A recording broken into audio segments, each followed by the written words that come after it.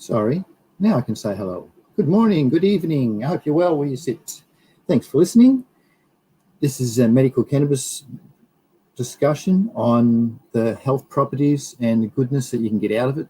I'll go through some news and worldwide things to see what's happened first. I like to respect the law, and I hope you do too. So this, if you're minors, this has got nothing. You shouldn't consume it, and respect the law wherever you are. Some minors can take it, but it's up to the adults and things. So I don't promote those types of things. It's up to parents. But this is more so for over 18s, this program. And I respect the law. Now what? All right, I'll add to the screen. This is some cool things that I was going to go through today. So it's trichomes, secondary metabolites. So the trichomes, talk a fair bit about them. Colour and size and what the go is about them, etc., etc. Yeah, cool chart here.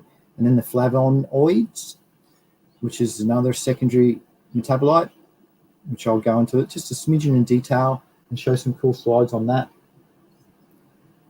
and talk a bit about it. All right, wait a little bit of time for someone to arrive. Give it 30 seconds. I see Nico D. G'day, mate. He reckons amber. So I'll talk about that. Why does he like amber later? Why?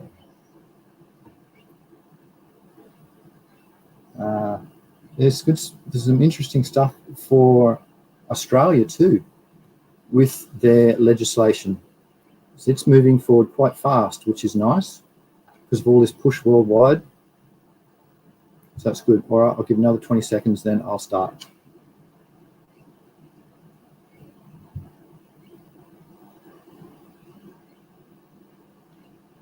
All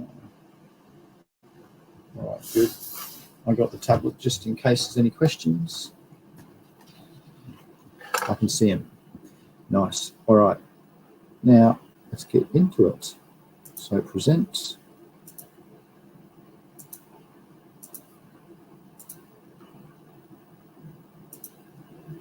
So these are all the slides that I got for today. So the first few news stuff, and then get into it. So this is a good reason why Australia is going to be going federally, legally sooner for medical cannabis, because of people like this who do these reports that come back with positive feedback. And it's not really, it's just that not many stuff's been done in the past. So Australia's starting to do all these studies. So the politicians are listening to all Australian studies. So it's finally done. So yay for Australia. Like Costa Rica soon. Costa Rica is getting prepared for the cannabis industry way before Australia's federally legal. Unreal.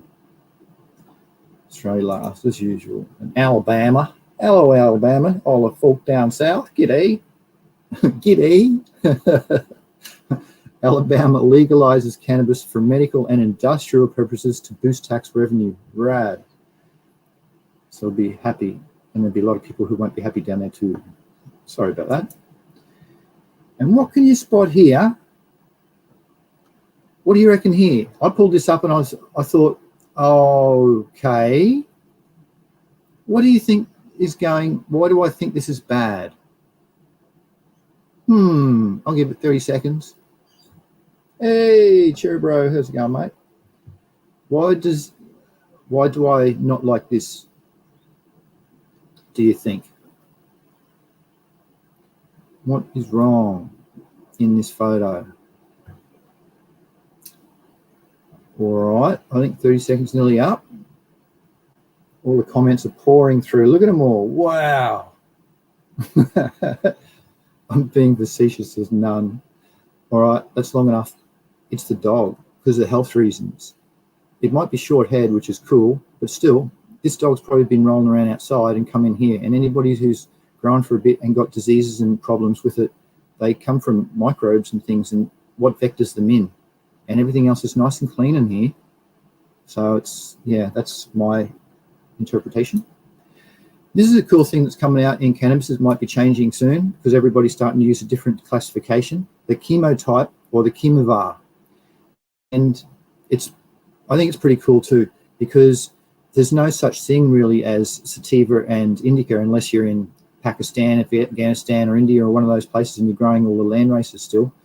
All the epigenetics has just swung things so much. So that all of this, us Western world, all our cultivars, it's more so what chemicals is built up in them, what the mixes of blends of the chemicals. That's why they're trying to classify it as chemotype, which I think is pretty cool. Yes, cannaflavins, the next big thing in cannabis research. Cannabis plants also produce pain-killing flavonoids that are 30 times stronger than regular aspirin. This is a cool, nice chart on flavonoids in cannabis. Like the functions for flavonoids. I'll read over here, because actually they're a secondary metabolite, so they've got a lot of functions. They attract insects and pollinators. They protect against UV radiation. That's why it's handy if you use it. That might produce more. They regulate cell cycle. They action against pathogenic fungi. They protect against herbivorous animals. They also communicate and release different toxins as well that interest different things, I suppose. And flavonoids, it's from the Latin word meaning flavus, which means yellow. And yellow comes from the color pigments that it can bring out in it. The flavonoids produce a lot of the color pigments, like anthocyanins. And that's a flavonoid. But I'll just go through this first. Therapeutic effect. Okay, they got a lot of anti-properties. That's why cannabis is so good.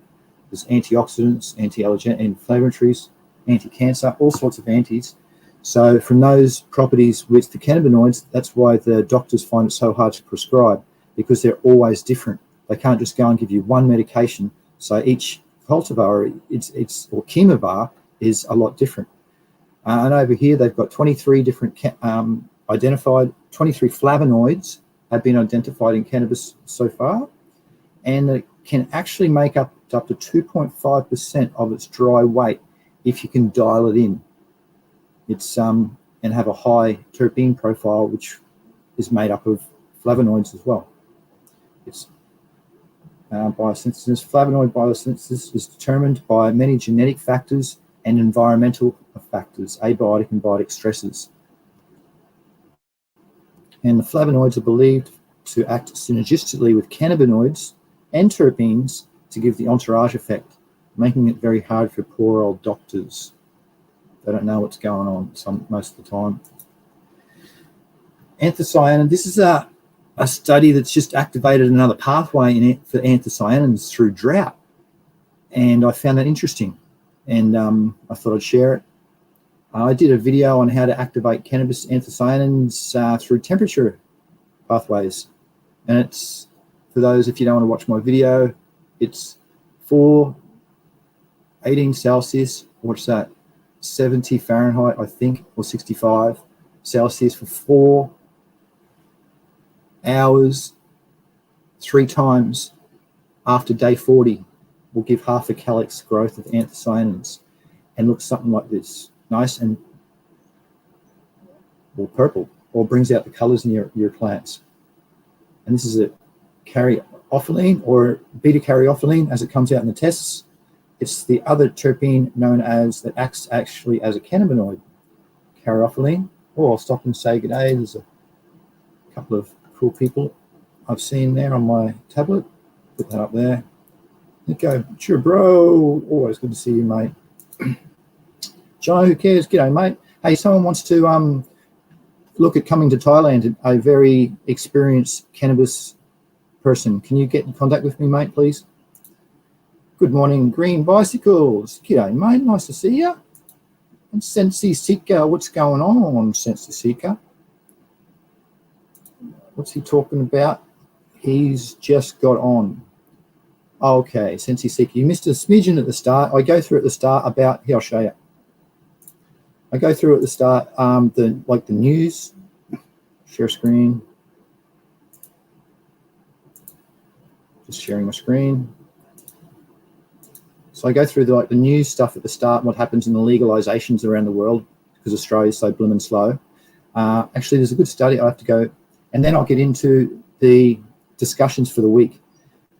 And then I've got some entrepreneur stuff of cannabis that people can do. I've got in our Trichome talk, all the stuff down here, which is relevant, and how to do it, what to do it, why the colors, blah, blah, microscope, cross sections, deflated ones, all sorts.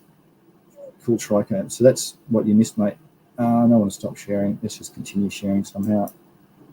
Beta-carotene. Oh, that's right. I'll do that study first. There was one in the news. So New South Wales drivers, this is for Australia. This is cool as. This is some positive as news. Well done. Woohoo for Australia soon. New South Wales drivers using medical cannabis would be shielded for DUI charges under the Parliament's proposed reforms. What's it called? DUI. Driving under the influence. So that's really cool. So if you've got a prescription or something, you can just show that, make sure you carry it around with them, and bang, if you test positive, you won't go to court. They just throw it out. So it's rad. New South Wales is so cool. Anyway, it'll soon be getting, if the test's good there, it'll just soon be, Tasmania already do this as well. So it's just a positive thing. There's some studies I'll do a bit later. Stop sharing. No, don't stop sharing. Let's just continue on. Terpenes, I'll go into that a little bit later. I'll bust out the full-on. I've got this open, ready. See this here? Some of my slides from uni about secondary metabolites and terpenes, and I'll just explain a little bit quickly how they got to where they are. But this is a talk about the caryophyllene, beta-caryophyllene, what's known as beta-caryophyllene. It's a remarkable sesquiterpene found in many cannabis cultivars. It's known because if you sneeze, see down here, its aromatic properties are peppery or spicy and often woody. So if you sneeze in your cannabis when you smoke it, which I often do with my pineapple chunk, that's a prime candidate that it's high in beta-caryophyllene. Therapeutic properties, was quite a few antis associated with caryophyllene. They say that it acts as a CB2 receptor and can switch it on. And it has neural properties. Oh, and it has this, an anti-anxiety property. So it's an ANXIOLYTIC effect. And early research indicates that caryophylleen's potential to reduce anxiety, intriguing those seeking natural anxiety relief, like me especially. That is so cool. So cannabis helps in so many blooming ways. Good on you, cannabis. These are this. I put this in because this is in the lungs, showing the receptors in the lungs. So if we smoke, we're activating our lung receptors, helping our endocannabinoid pathway. How cool is that? Because there was a study done. I did a cannabis training university course a few years back, and it was a study shown in California where they did on the effects on people's lungs, and they found that it actually increased the lung capacity for a regular smoker of cannabis, medical cannabis. Good stuff. And this is pretty cool. This has got a new oil come out, CBN and CBD. Now, CBD, you've heard heaps about, you know, all those different things. Athletes are just getting fair income into that. CBN is really good for sleep, and it's good when it ages, the THC, and it turns into CBN. And it's got to take, there's a few different ways you can do it, speed it up and slow it down, but CBN really makes me sleepy. So I thought this was pretty cool, just to show the different properties and the amounts that they put into it. So you can see per mil, you're getting 18 milligrams of CBD and 3.5 milligrams of CBN. So that's so cool. 1:5 nectars here, but not if you're in India. Because the government put out this slide saying that the government cautions on CBD use, says it's not a drug. The ministry in India has clarified in their parliament that cannabidiol is not a drug, and cautions it's advised, and caution is advised while consuming anything containing the compound. See, this is what education needs. We are lacking education. You guys and girls know about this. Isn't it sad India's got 1.3 billion people population, largest on the planet, and now their government has just put this out. So, you know, we're making so much headway everywhere else, and it's just a shame that these things, more education is needed. Please, you know. Anyway, you've all heard me go on about it. This is just a bit about the CBN and CBD oil, the 30 milliliters of it. Just shows a little bit breakdown on what it does and stuff. I put this in for the cool pathways. This is a new pathway update on the 3 different transmitters up the top, but it's activations through the receptors down the bottom, through the TPRV1, CB1, CB2 receptor, and those, and etc. So I'm definitely not going to go into them, but if you're interested, you can refer to this and be intrigued and go, wow, cool. That's what that does. And if I want to turn this one on, I'll use this. And if I want to turn it off, if I want to turn dopamine on, I might use CBD. If I want to turn serotonin off, I might use THCV. Freeze drying. Here it is. This is rad. I'm a massive connoisseur of cannabis, and it's got to be to a medical grade with no sorts of abnormalities. From smoking fine cannabis for many years now, I can tell when things don't go right. If I smoke something that's like the stuff that's too dry from the government, because that's been aged too long, it hurts the back of my throat, as an example. So freeze drying. This is similar to live resin. You've heard of live resin, which when you smoke it has an amazing, I did it in Canada. I lived in Canada for 5 years, and the live resin, it just has this terpene profile like you've never heard, like as if somebody's added to it. And it's because that it's harvested straight away and frozen and then extracted straight away. So the degradation time hasn't started to happen, because once you harvest things, it starts to deplete straight away. So this freeze drying, I haven't experienced it, but I'd love to learn more about it and maybe adopt a technique and see if there's something to do, because, yeah, anyway, let's see why. Freeze drying, or lyophilization, is a low temperature drying process that involves freezing the product, lowering the pressure, and removing the ice by sublimation. This process is recognized for the ability to perfectly preserve the structural integrity, nutritional content, and flavor of the material being dried. It has significant potential in medical cannabis. The decomposition process begins after 20 minutes after harvest. It happens, well, once the pathway, anyway, thus getting a cut biomass to deep freeze within this window can result with massive benefits and minimal contamination. Keeping the temperatures, yes or no about, I'm not going to go into it. Why isn't freeze drying more common? Because it's very costly with the equipment to set up. Otherwise, I'd be definitely into it, because it's not, anyway, there's probably going to, now that cannabis is coming more on the market, they're adapting more home use and more to the, not to the commercial market for things. This was really just to the commercial market. So they might have a little tiny freezer where you can put stuff in and it starts to have shelves on it and we can use it. Like they have like the laminated flow hoods now. They're making them so we can do tissue culture at home, and they're under $1,000 as an example. Tips for freeze drying, we don't need tips. Just know that it's rad. I just wanted to show it. Awesome. And this is something pretty cool I thought I'd just add. This is a hemp dome from an architect in Australia. So they're starting to look at hemp as an industrial use by the stalk. It's, you know, it's one of its, the stalk. It's one of its fastest growing plants on earth. So why not use it? And because it's illegal, they don't use it. So now it's starting to get legal, and there's all these things they're starting to think, oh, we can do with this. Yeah, you can. There's heaps of rad things. So this is just, I just thought I'd put it in because it's rare that Australia has really cannabis stuff on it.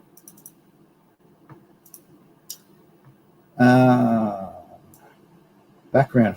This is a study that was done on high-potency cannabis use for mental health symptoms and cannabis dependence.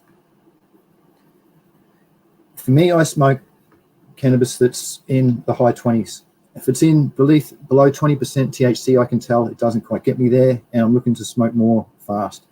or if I smoke it extra low and I put heaps of it in, it might get me there real quick, but it wears off real quick as well. So I like to smoke it in the high 20s. So this is a test done to see what the results were on people that are like me. High potency cannabis, the results, I'm just going to get cut to it. They did 410 participants. The 2 exposures measured their dependence, their depression, anxiety, and psychosis-like symptoms. So the results said that high potency cannabis preference was associated with slight to increased risk of dependence after adjusting. I agree with that. If I don't have it, or if I'm on rations, it's a pain.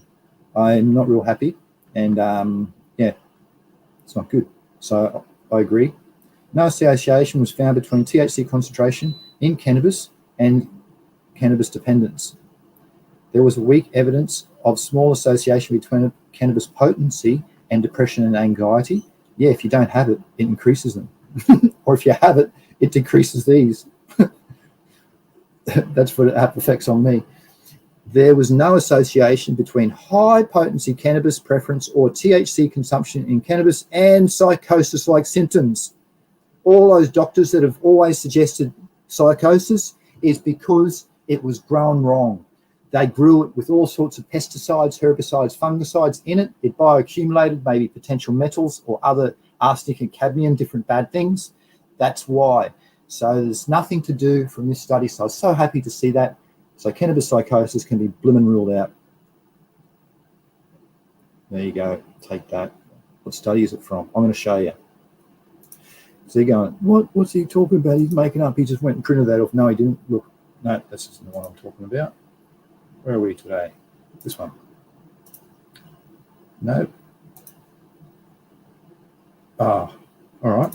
It's not that one either. I've only got 3 here. Here it is here. High potency cannabis. There you go. So it's a study, looks like it was done in England in April 2023. And there you go. You can, if you're looking into it, you can go and look up those.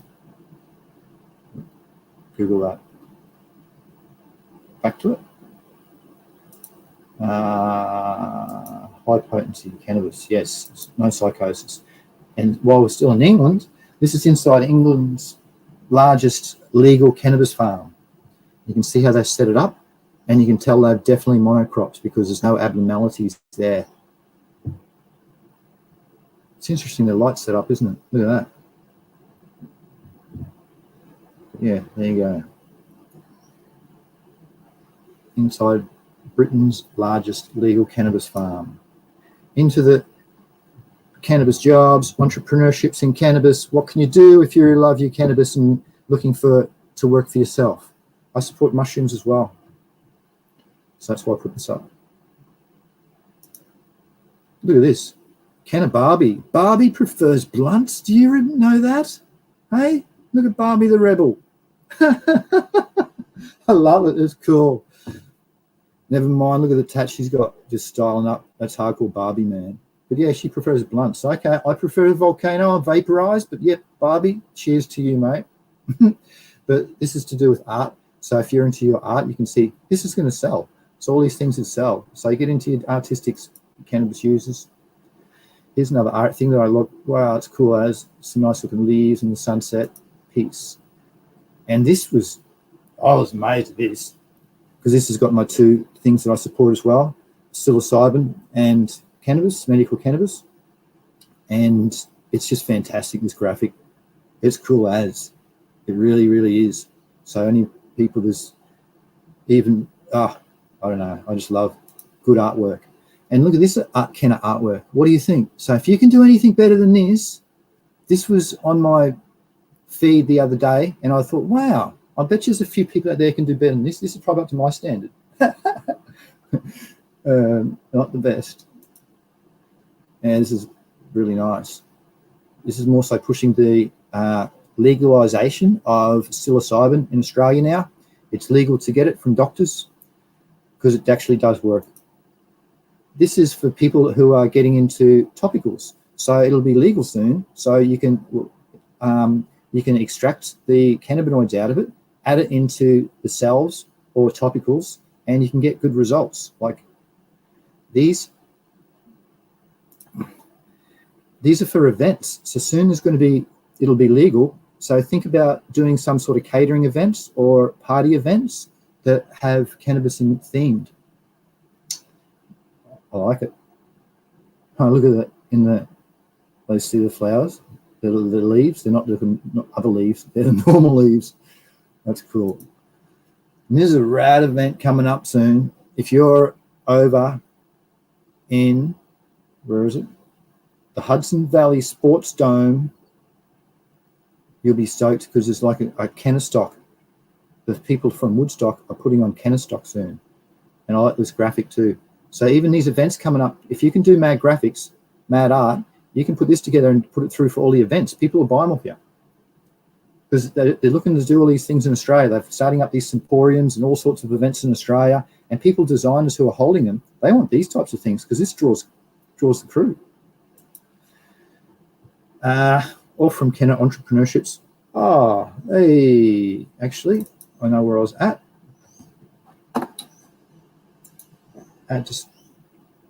Mate, hey mate, how's it going? Nice to see you, buddy. Had to come say good day.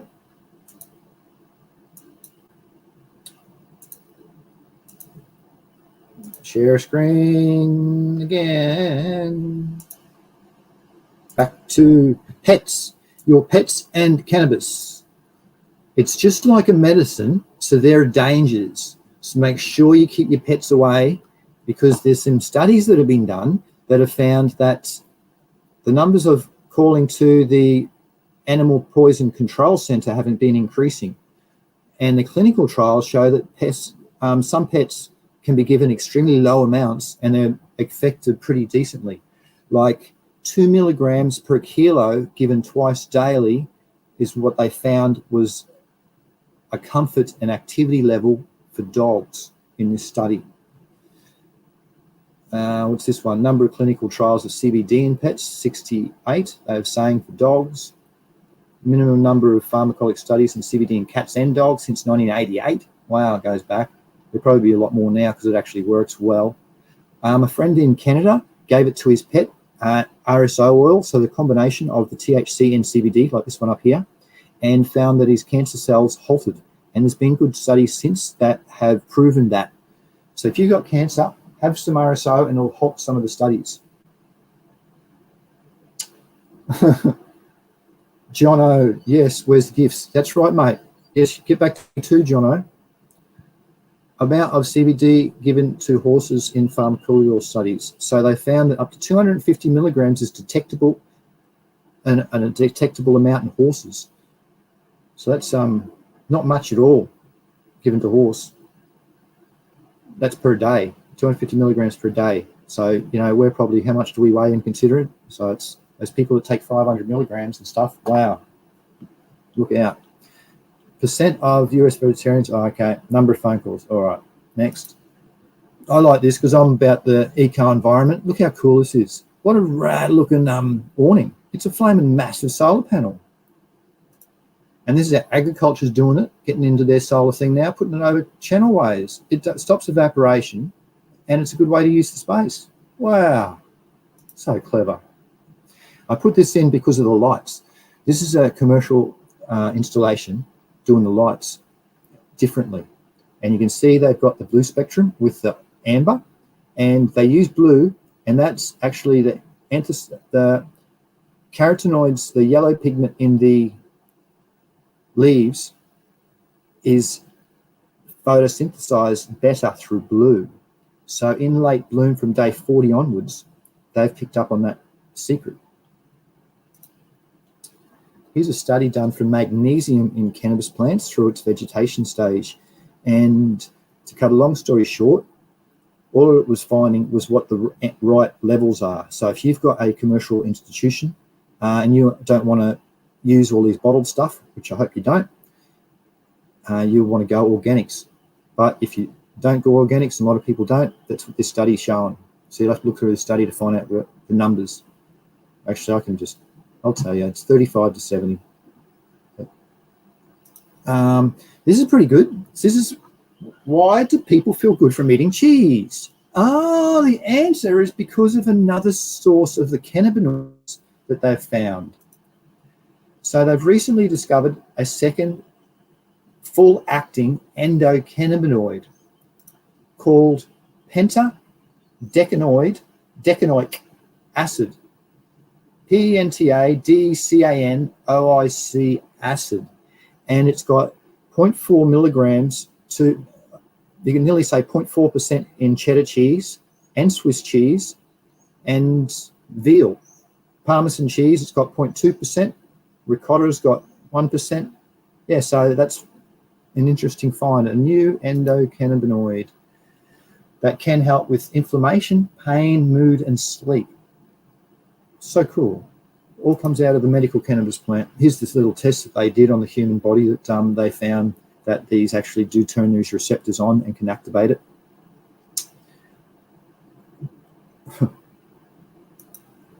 And this is just a primo example of what it wants to look like before it gets chopped down.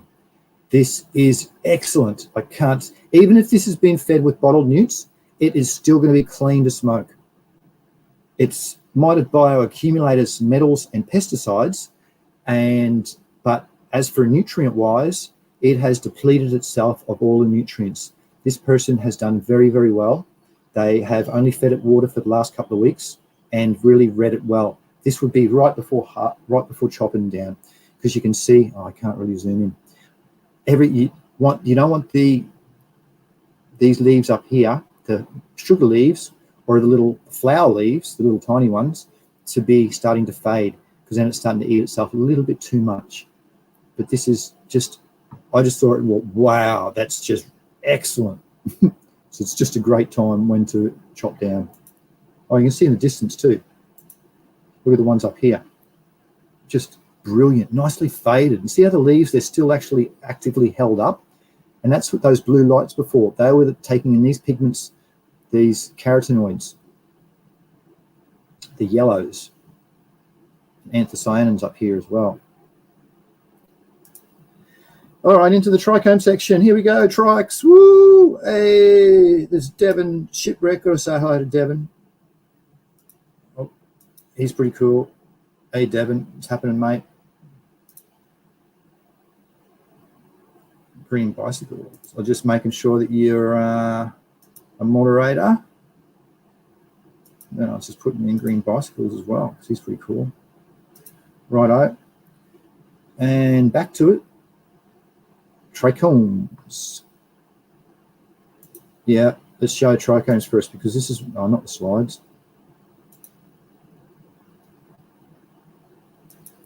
Sorry, I'm still trying to share. There's some other, oh, well, yeah, I'll show you the trichome bit, because this is pretty rad. And then I'll show the other things. So why do you want to go on about trichomes? Because I consider myself a trichome farmer. I'm interested in all of the properties of the cannabinoids and the terpenes and the flavonoids. So that's, everything else is green leaf material that I'm not interested in. Look at these red hairs. I used to think back in the day that these red hairs are rad. And if you zoom in and look under the amount of trichomes on them, there's none. I used to grab big bowls of this and just smoke and think, wow, this is cool. It's so good being educated. This is a nice finished plant. It looks very much like pink death butter. Very resined up, nicely finished. So why do you want this clear, trichome, cloudy, and amber business? Well, the dispensary, I was in Canada for 5 years, and I used to sell to dispensaries there, worked under the medical cannabis program, the ACMPR program, and the dispensary said they wouldn't buy stuff if it was amber trikes. They said they wanted 2% amber, so I used to always harvest it cloudy, and then they were happy. And the reason they said that is because it used to go off faster, and I believe that now from learning that, I might get, say, 4 or 5 months, well, that's generous, say 4 months out of the trot cloudy trikes till the terpene profile expression changes in a glass jar. And amber, it might be, I don't know, 3 at the most. So I can notice the difference, but I still like to harvest amber. It tends to give me more of a sleepier hit than the clear trikes, which haven't quite developed enough for me. But it's all preference. When I used to take my microscope into the dispensaries in Canada, because that's how I learned what cultivars I like, I used to always look at it and they'd always be clear, just like this. Just like this. This is in a photograph taken of the Amsterdam dispensary, and notice how commercial folk always keep it clearish. They can pick it a bit earlier. They don't have to go to day 60. They'll always go to day 55, day 50 if they can. And it just means over 2 years you might be able to get an extra crop in. So I found it was very hard for me to find amber trikes.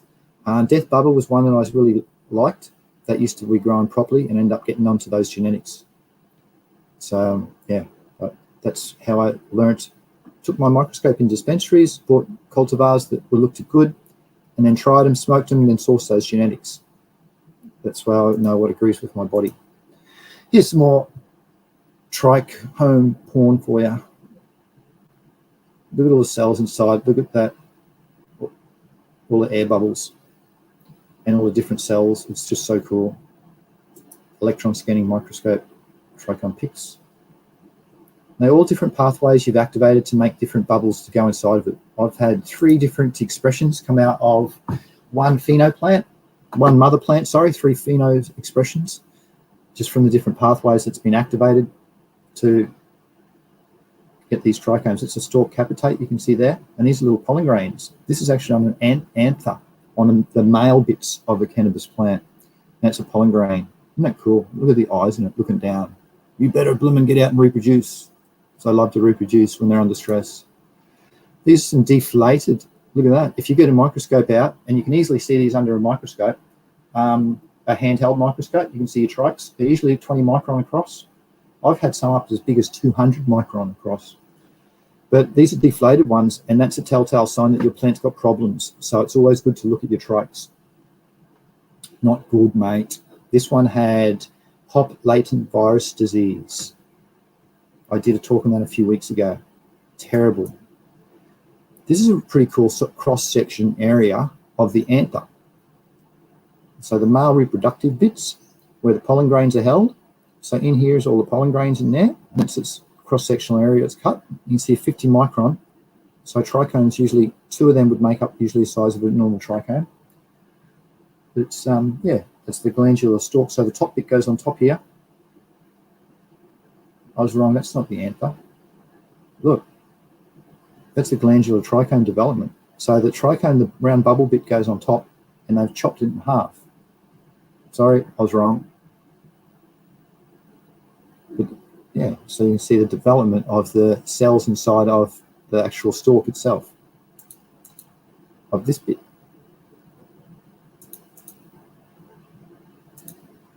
And this is a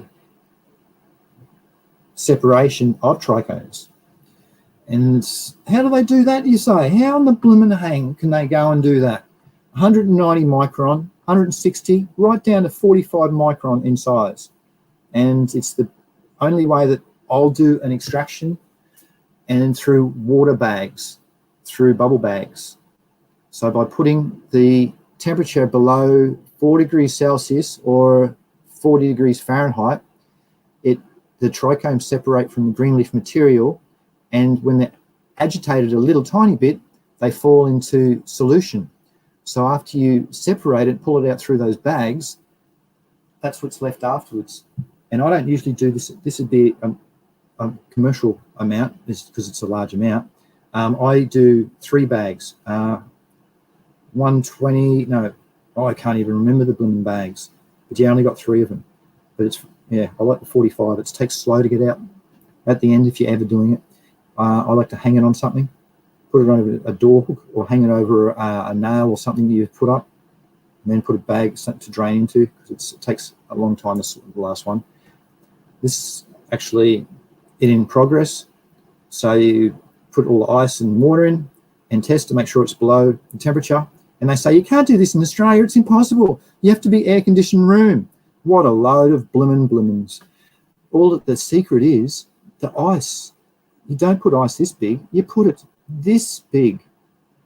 So I've got these containers, they're 250 gram or one cup size. So I freeze quite a lot of them. So I got big ice bricks. They take ages to go down, and by that time still the water won't get above probably 1 or 2 degrees Celsius, and it's 4 degrees Celsius is the cutoff. So it's quite easily done, and it's a clean way of doing it. A lot of the terpenes and flavonoids, they'll float, so it's a healthy way to get your extraction too, because they'll sit in with the trikes. And after you cure the trikes, a bit of something not many people know, you put them in a glass jar for 6 months. After 6 months, they'll have a different change terp profile, and that means they're cured. And after the 4th, so each month, open it. It's got to be stored in about 45 Celsius or 40 Celsius, or let's say 125 Fahrenheit, and then open it each month in the dark. And then after 4 to 5 months, it starts to change its flavor. And in your smell, after 6 months, it's got this peppery, musty smell, and that means it's changed, and it's like fine wine, how it's been aged, and you get a different product when you want to transform that into a hash block, for instance. This is a cool way to do it too. You can also get your keef that you've extracted. So the keef actually comes, you've also got a mullimatic machine, those people that use electronic mullimatics, and but we just have, if you use those machines, they're just blended. So you've got all a blend of all these. If you look under the microscope, they're all different sizes, where all of these under the microscope should be all the same size. It looks like a sheet of glass under the microscope. It looks weird, because you shouldn't have any impurities in between them all. And yeah, so with that stuff, you can even turn it into this stuff, which is your dabs. So that's zoomed in. That's the after product. So by putting it into a press under some baking paper, that's the end of the result of that too. Good healthy stuff. Yes, I love trichomes. All right, now the last bit was to go secondary metabolites. So what's he on about with secondary metabolites? Well, the primary metabolism is where the growth factor. Secondary metabolism is the sum of the chemical reaction that takes place from all of the secondary, how do I explain that better? From all of these secondary processes, like its defense, as an example. I'll just get on with it. Lipids, all right. How are they different? How's primary? They're derived. Primary and secondary metabolites, why are they different? They are derived from the same core metabolite pathway. Secondary metabolites generally occur in relatively low quantities. That's why they've got to do them in vivo or in vitro, where that's in the lab to try and get different amounts, large amounts of it. It's the fastest way. Their production is widespread and restricted in particular familiars. Yes, particular genre is not allowed. Secondary metabolites have important ecological functions in the plants. What do? They protect, really. They ward off. They're attractants. There you go. How are they classified? Well, plant secondary metabolites can be divided into 3 chemically distinct groups: terpenes, phenolics, and nitrogen-containing compounds. We all know terpenes. Phenolics are the ones that have the, does it show it? Good. They have all of the flavonoids, all of the tannins, where is it? Down here. And phenolics, that was what the class it was under. So that's all of those groups. So they're all other additional properties, and they have all potential antis attaches to them that have us good things that can happen for us. I'm not going to talk about terpenes in other times. Phenols.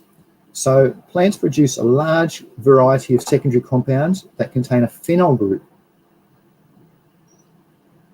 And there's about 10,000 individual compounds that they've found in this phenol group. Some are soluble, some are insoluble in water. And phenolics play a huge role in plants. They aid defense, like I've actually already been through that. Defense, mechanical support, attract pollinators, absorb harmful UV radiation, reduces growths of other plants through allelopathy. Phenolic pigments are of two principal types, carotenoids and flavonoids. I'm going to discuss a bit about flavonoids and anthocyanins down here. The flavonoids are the bit responsible for all the color pigments. And if you want to turn on your color bits in your medical cannabis, I've made a video on how to do it. You can go and I did an experiment in 2017 for a few years that's found this out, and I dialed it into a number and a range. So you can go to that video and have a look if you're interested in doing that. It gives you different, for those who are extracting, you can turn it into better medicine because it gives you more anti-properties, because you can engage the pathway. That's not the chemical pathway, but you engage the pathway, the chemical pathway, to switch them on, and you can do it easily by that experiment that I did with temperature. I went too far. Carotenoids. Not really going to go into it. I think that's pretty much it. Two other groups of flavonoids. Yeah, and then you can break down flavonoids into flavons and flavonols. And it just breaks down again, isoflavonoids. So I'm not going to go into them one bit. The release of the secondary compound by one plant that has an effect on the neighboring plant is referred to as allelopathy, because it's transferring its alleles or its genes. And hormone signals, alkaloids. All right, that's it. I think I know.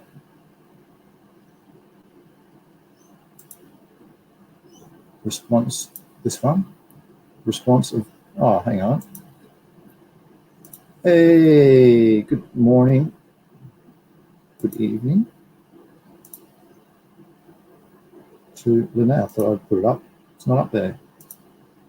Oh, you can't do it while you're sharing, huh? It still says Devon Shipwreck.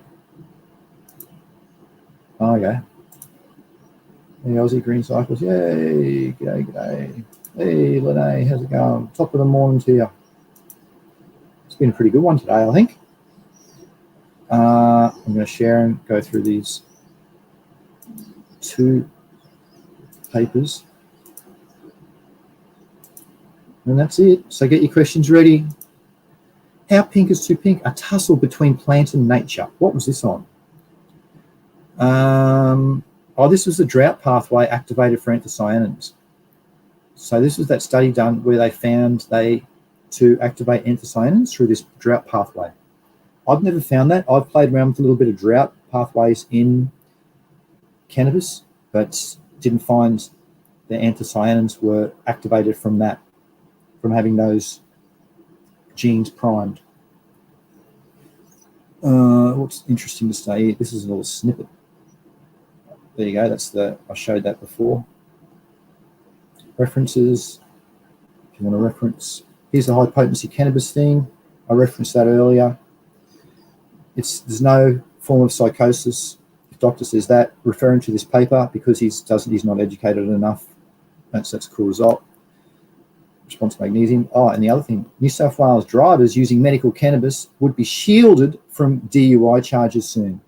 Congratulations. The more we can spread this good education, the more that we can get things like this overturned and legalization happening and positive things for everyone. It's great. Makes me excited for the future because there's so much health benefits that you can get from it. You've seen I've started to pull out different things from different cultivars and work with them, and it's doing some really amazing things. I'm happy from the medicinal side of it. So once everybody else can get that side of it too, it'll just be terrific. That's why it's taken so long, because Big Pharma, they don't want this to happen because the amount of pharmaceuticals that they'll be sold will be virtually in half if cannabis gets legalized. So do they want their businesses to be chopped in half, product-wise, money-wise? Absolutely not. That's the whole reason they go to work. So that's why they try and stand up against us. And now there's so many people doing it and so much education out there that the word has to be listened to now. It's excellent.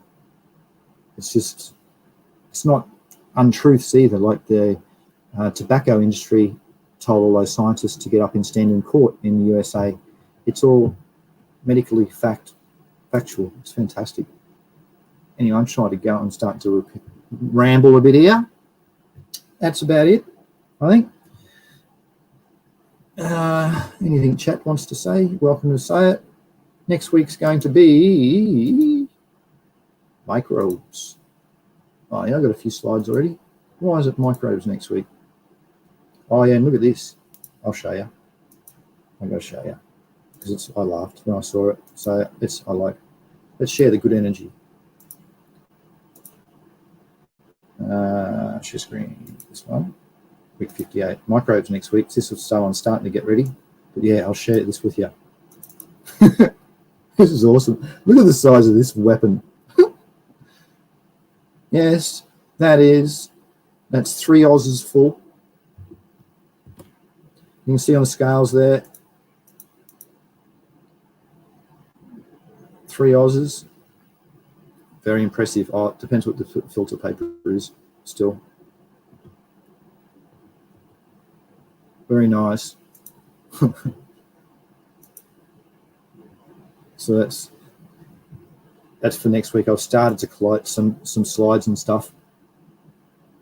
Yeah, but I think I was happy with today. Aussie Jeffro. Cheers, man. Thanks, mate. Hope you caught it. It was a pretty good show. It flowed nicely with some India, how they've stopped. They've told everybody, India's government, that they've told CBD's bad. And then I showed a few positive CBD things. Yeah, I think it flowed really, really well. It was good. Hey, Dave, 1969. G'day, mate. Another great show. Thanks for your nice, kind words. Appreciate it.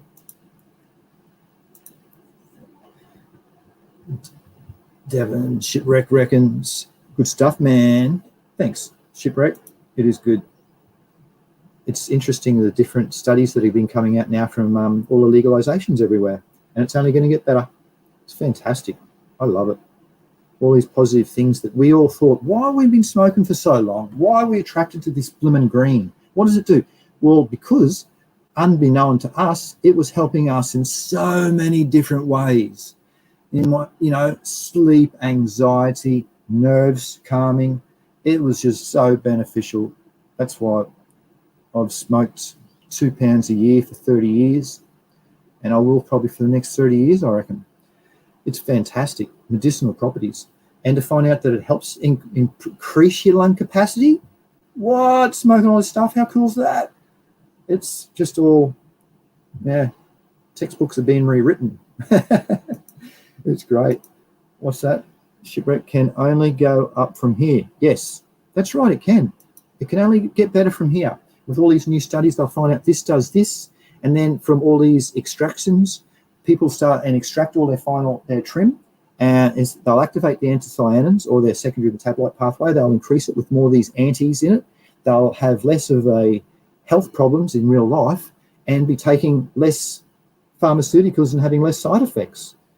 It's an amazing win. The one reason why I started studying this is because in Canada, when I was selling to those dispensaries legally, I was asking the old people who are like about above 80, when I'd see them in there, and I'd say, why are you here? I'm not being rude, but why does it help you? And they said, well, we can take a fistful of this blimmin', all these different pills, all these colours, or we can come in here and get some medical cannabis oil, more so. Some of them smoke flower, but because they're only new to it, they were starting to take the oil at different strengths. And they found that it worked. And I thought, if I've asked this of that many people, and you can tell that they haven't smoked it all their life, like recreationally, they just use it for medicinally, this really, truly is so special. And that's what's intrigued me, and that's why I've studied at university, and that's why I will still be. I've got a conference, actually. I've been asked to speak at a conference in Australia here in October with 50 GPs. So it'll be interesting to see how that goes. And just like Shipwreck says, it can only go up from here. Well said. Ooh, I've rambled enough. Well, I hope to join everybody next week when I'll be showing some microbe stuff and some other cool things, I hope. And you can give some feedback and comments and tell me what you think. Appreciate all your words in chat. It helps. It's like as if I'm talking to a blank screen otherwise. So thank you, everybody. I do appreciate you all turning up. Even the folk in the background, it helps. To know that at least the education's getting out to the right areas, you know, and then they can educate too and put people onto these studies, and then the powers that be will get educated and they'll just be, what? Why have we been so blind so long? Like the people with climate change, how those politicians have been so blind to that. Now they're seeing it and they're, oh, maybe we should change our thoughts. It'll be something like this once they can get some good education. So I hope that, yeah, just spread the good word. The good word in cannabis, that is. I'm not religious one bit. Hey, true, bro. Right on, brother. Thanks, mate. Hooter 420. Nice to see you, Hooter 420. It was a good show today, Hooter 420. The very good medicinal properties of cannabis, the fine-tuning of it, why it does it and how it does it. That's cool. What's Lene say? Sativa increased my bronchial capacity when I thought I had asthma back in the day. Amazing healing properties. Yes, that backs up that study that was done in the university in California that they tested, I think it was 1,000 participants, so it was a large amount, and they found it actually increased people's lung capacities being a daily smoker over those 12-month period. They breathed into a machine. I used to do it, and you can see what your lung capacity is. And then if you do it at the start and, you know, you get tested periodically, you'll develop these trend lines and you can see how it works over the period. So it's cool. So that was approved.